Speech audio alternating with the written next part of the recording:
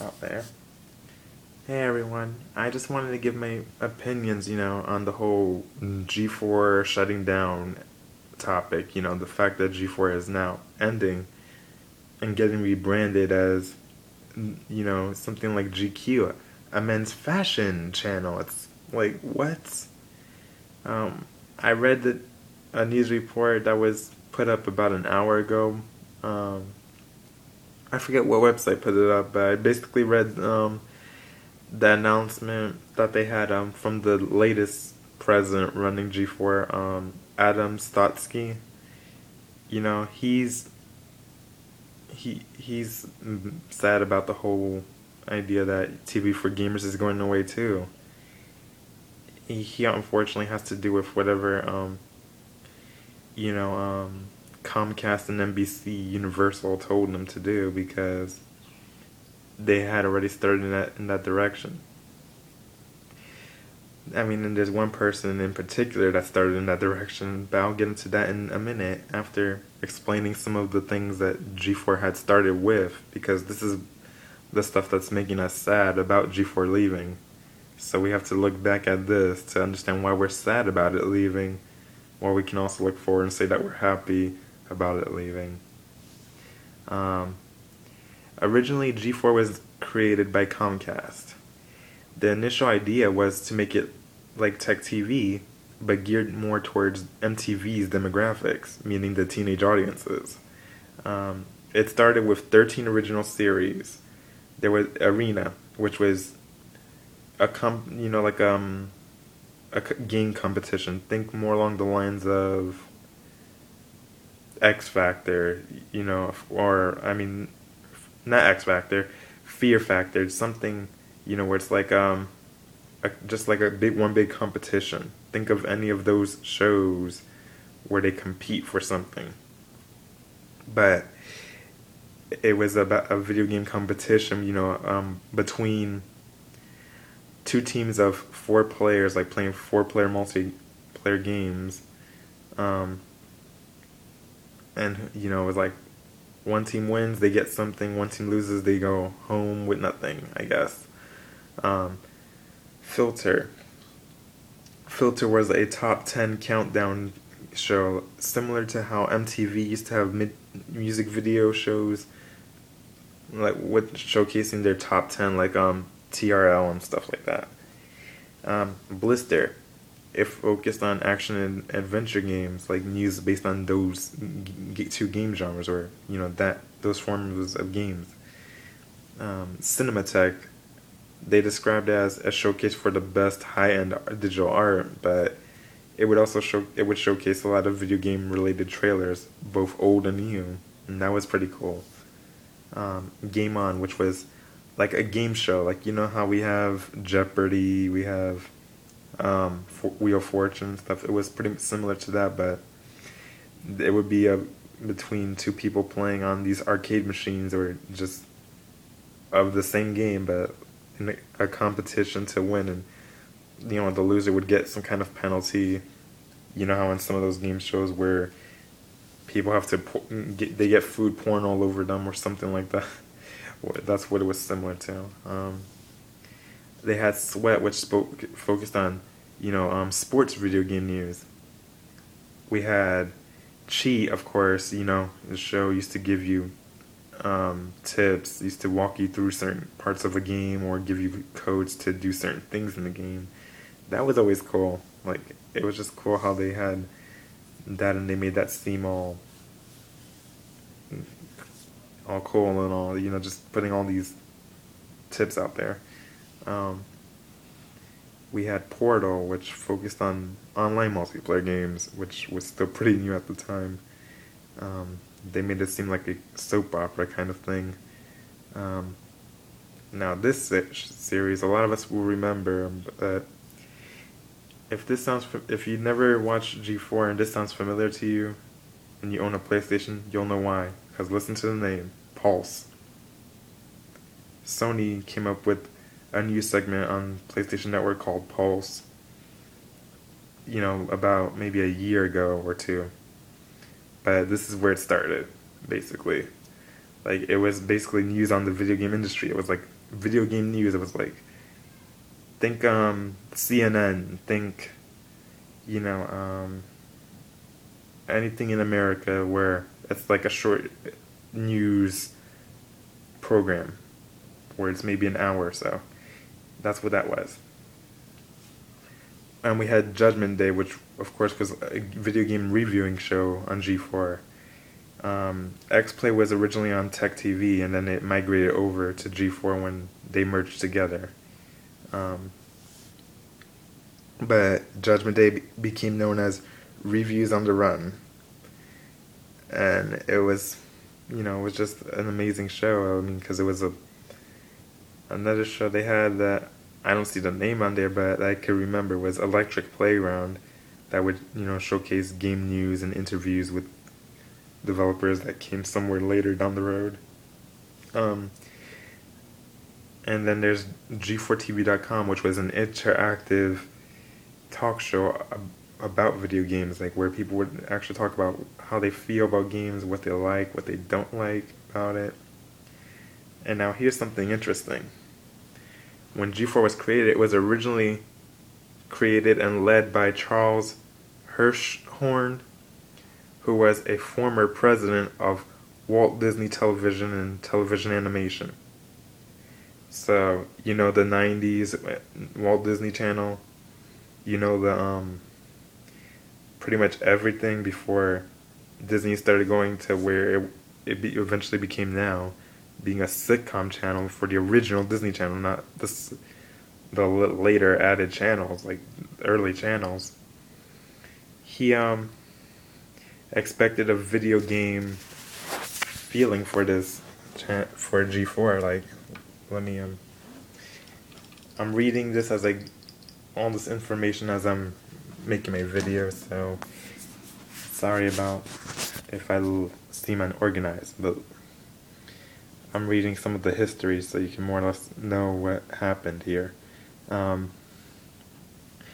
He expected video game creators themselves to eventually produce programming for the network, which they did, and they actually were, because they had commercials with Lara Croft advertising G4, and that was around the time Tomb Raider Angel of Darkness came out, or it was getting ready to come out. And it was actually funny seeing those commercials. I mean, they were humorous if you actually go ahead and watch them. They're on YouTube, along with a lot of other old stuff from the channel.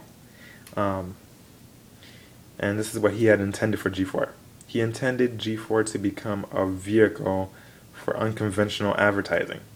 G4 would actually offer advertising within programming for a lot of things, and it was his idea to get that going. And then, Tech TV acquisition. The parent company of G4, being Comcast, they dropped Tech TV from the channel lineups, giving preference to its G4 network and reducing the value of Tech TV in the hopes of a possible merger of the two networks. And then, of course, on March 25th, 2004, Vulcan Inc. confirmed that they sold Tech TV to G4 Media, which merged both channels to become G4 Tech TV. But eventually, G4 lost the Tech TV words and became just known as just G4 again. And then in Canada, it kept the Tech TV label until 2009. And then here's the change in format controversy. In September 2005, Neil Tiles replaced Hirschhorn as the channel's president. Tiles had previously been a senior marketing executive at DirecTV, Fox Sports, and ESPN. He announced that G4 would be rebooted as a male-oriented network, and that the channel would do away with the video game format. He stated, and this is quoted, this is his own words, "Guys like to play games, but not necessarily watch a bunch of shows with games on the screen," Tile says. So what we're doing now is expanding G4 from a network solely defined by video games to one inspired by them. And that's pretty much where things started. And then, of course, there's October 12th, 2006. Um, Comcast, the parent company of both G4 and E television channels, had announced that it would consolidate its West Coast entertainment operations, including G4, E, and Style, into a new group headed by Ted Harbert, who had formerly run the E channel. It was announced that the upper management of the G4 channel would relocate to the E channel's Los Angeles office. On March 4th, 2007, it was announced that the G4 studios in Santa Monica, California, would close on April 15th. Production of G4 programs was relocated to the Comcast Entertainment Group facility, which housed the E and Style Network in the Wilshire Courtyard complex in the Miracle Mile neighborhood of. I should have scrolled down here. Of Los Angeles. G4's original facility remains in use as an E-studio, an office facility mainly for the network's Chelsea Lately. As a consequence, many G4 employees involved in production were terminated. So this is more or less where people started leaving. This is because I'm reading things that eventually led to this shutdown that we're dealing with now for G4. It's sad to see G4 go, but because of what's become now, we're actually all glad. And I said that earlier, but I'm just kind of reiterating that point. Listen, this is some of the inside stuff that went on. Some of the early stuff, you can see why I started feeling, when Neil Tiles, hearing that statement that I read. I'm actually reading this off of Wikipedia. I know that they may not be the most reliable source at times, but when it comes to things like this, I'm pretty sure a lot of people try to keep it as true as possible. But of course, so we're reading about, all the changes that went on here. The changes, of course, they brought on a storm of criticism from fans of the channel, which, originally was geared towards teenagers, not male audiences. And that's where a lot of the viewership got hurt because, I'm pretty sure girls were watching, and once they started changing the programming, everyone stopped watching. Okay, let me read, let's see. With many claiming that the channel has strayed too far away from its gaming and technology roots and have accused the channel of solely relying on shows like X-Play and Tech with the Show. Well, now they're eliminating those shows, so we won't have to worry about that anymore because the channel is getting removed entirely. It's being rebranded to something else. With most of the remaining G4 original shows having been severely altered, many saw this as G4's ongoing attempt to be a competitor to other male-oriented networks such as Spike. If we wanted a male-oriented network, we could go to Spike. We could go to those channels that cater to that. G4 was a channel that catered to gaming. And girls play games too, not just guys. My sister, she may not be a gamer in the sense of going out buying games and playing them a lot, but once in a while she'll play a game or two. And I don't mean Mario Kart, I don't mean things like that. She'll go and play Mortal Kombat. She'll go and play, things like that.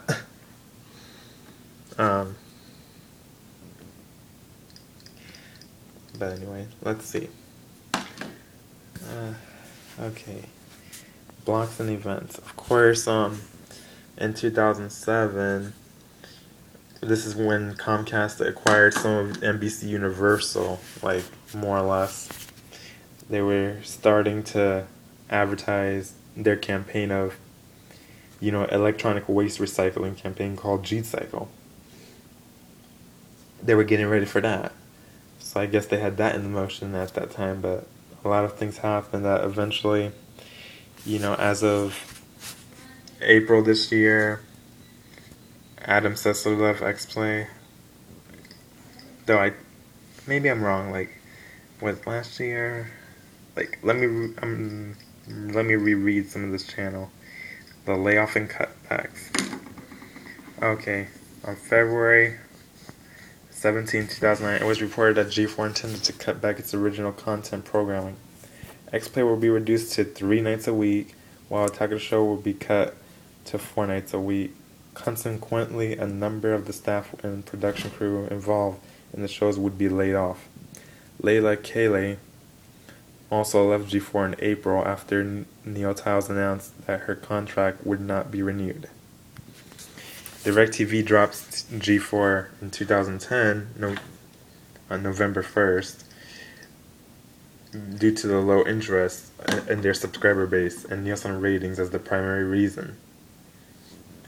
And this is everything I'm reading. On October 30th, 2010, Attack of the Show host Kevin Pereira echoed Comcast's sentiments about the decision.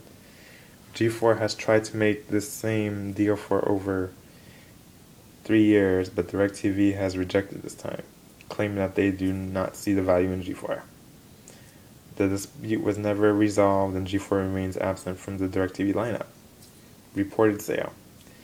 Okay, so it was reported that the UFC and WWE were in separate talks to buy G4 in 2011. UFC eventually partnered with Fox, while WWE is in the process of launching their own network. So that happened. Termination of studio programming. On October 26, 2012, it was announced that X-Play and the Attack of the Show would end by the end of 2012, bearing a rumored rebranding of the network. This would end all of G4's studio programming, leaving only airing acquired and syndicated programming. In other words, that's it. That's the end. But let me go to some of the, let me go to the top, because we want to know more or less when. Okay. Let's see. We want to know more or less when Adam Sessler left.